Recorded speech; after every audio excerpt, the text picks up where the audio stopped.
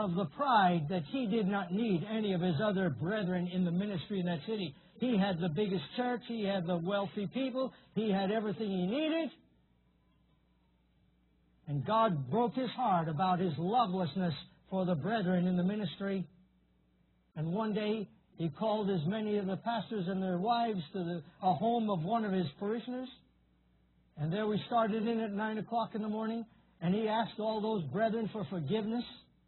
And I can tell you, what started at 9 o'clock ended at 4:30 in the afternoon, just enough time for us to get ready and go back to the next evening service.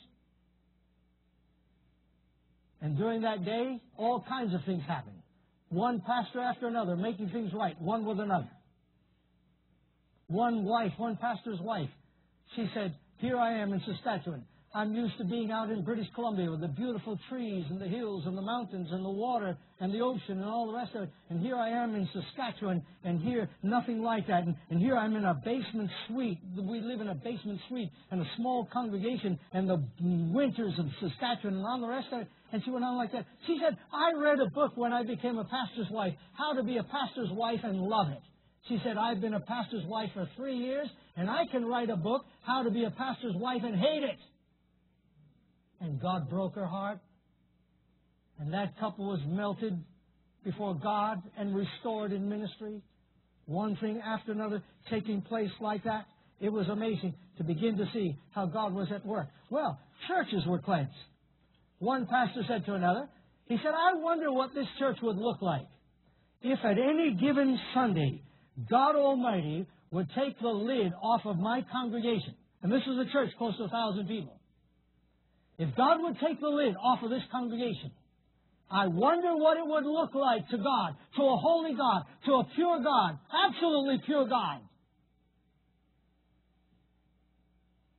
Another pastor said, I have the idea that if that happened in my church, it would probably look like hell itself to a holy God.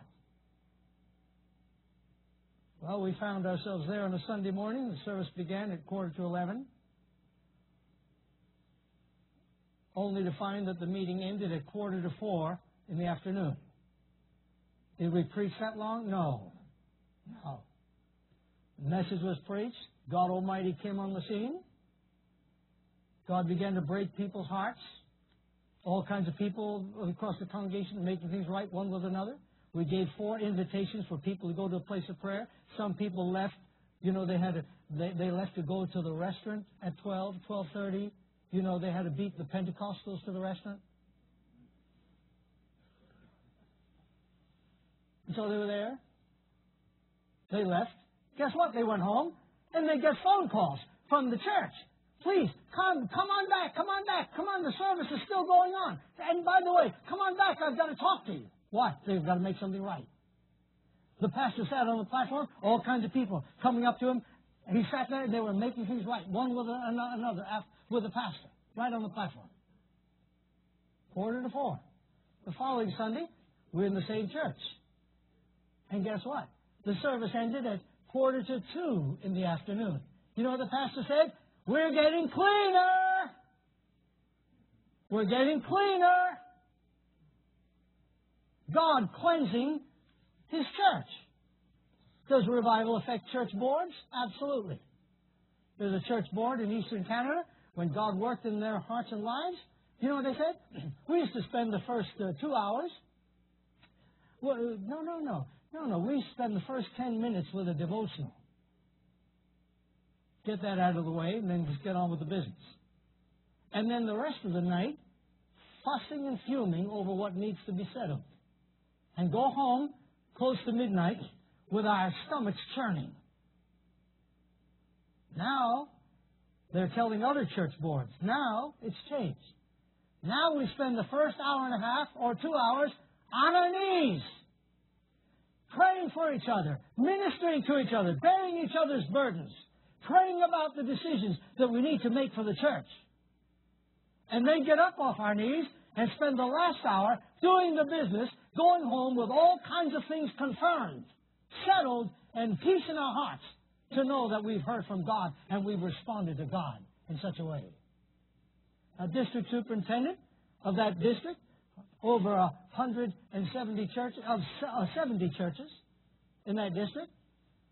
A year and a half after the revival meetings took place, he said to us one day, he said, fellas, you need to know that in a year and a half after revival meetings, I, as a Sunday school, as a superintendent, have not been called out on one troubleshooting assignment in any one of my 70 churches. Not one in a year and a half. I said to him, are you trying to say to me that in a year and a half no churches had any problems? He said, no, I didn't say that. He said, I, as a superintendent, have not been called out on a troubleshooting assignment in a year and a half. And then he made a statement I've never forgotten. He said, I said, tell me, what are you trying to say? He said, because revival taught church leaders how to solve their problems with knee pads on instead of with boxing gloves on. Pray through your problems instead of fighting. Revival made the difference. That district in the denomination the next year reported 119% increase in conversions. And it was a district that was considered one of the lowest as far as conversions was concerned, and it was by far much larger than any other district in both Canada and the United States in conversions as a result of revival. I can tell you, missions effect. Oh, let me get back to the city of Saskatoon and church growth. Henry Blackaby was pastor of the church at the time. He had been praying with Bill McLeod for a number of years for revival. He was pastor of the Southern Baptist Church, a small work at the time, and he was there for the meetings. And I can tell you that he personally was impacted directly to what was taking place.